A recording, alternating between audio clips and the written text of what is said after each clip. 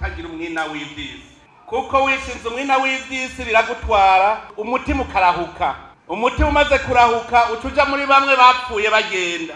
Abantu barapfa wowe ukabona umuntu muriko murahura naho yapfuye agenda. Imana iduhamagarira kwama imisi yose tubumbwa n'ivyo dufise. Ukazobona urose ivyo wambara, ukaronka ivyo ufungura, uravuga uti je ndahambaye. Kubera iki? Kugira uzumenye amagorwa ugowe, kugira uzumenye umusaraba wikoreye, urabanza ugenda urabe umusaraba uwundi mugenza we yikoreye.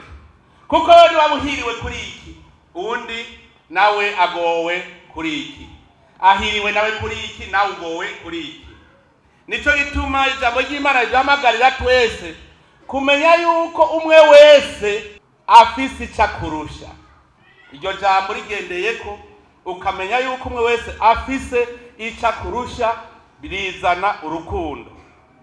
Ngo n'umwami yaratiye urushinge. Nta numwe rero yishoboje byose, ikizana urukundo nuko Imana umwe wese yamuhaye ingabirano yiwe. Uwundi aronka ingabirano yiwe, twese tugatereraniriza hamwe izo ngabirano zikatugirira ikimazi mu gihugu. Hariho ivyagezwe vy'Imana. Imana irakubwira iti vyifate muku, ntuhugumbwe ntugire ubwoba. Ijwi ry'Imana mpwemu yera niho iza muri wewe. Niho na Yesu yavuze ati sindabasize mwenyene, nzobarungikira umuhoza n'umuhanuzi. Niwe azoza arabahoza muri mu magume. Ni Imana yonyene ikikubwira iti ntugire ubwoba, ndi kumwe nawe. Mugabo ukayibagira, nayo kiraba hirya. Wumviriza ijwi ry'Imana ikikubwira iyo uri mu bihe ivyo arivyo byose. Uba muri vyiza umviriza ijwi ry'Imana, kuko nivyo vyiza birashobora kukuborera. Abantu benshi bazi yuko abantu babarirwa n'inzoga. Hariho ibiborera kurusha ibindi. Amahera niyo ya mbere aboreza kurusha ibindi byose. Mu bintu vyo gutinya utinye kuborerwa amahera.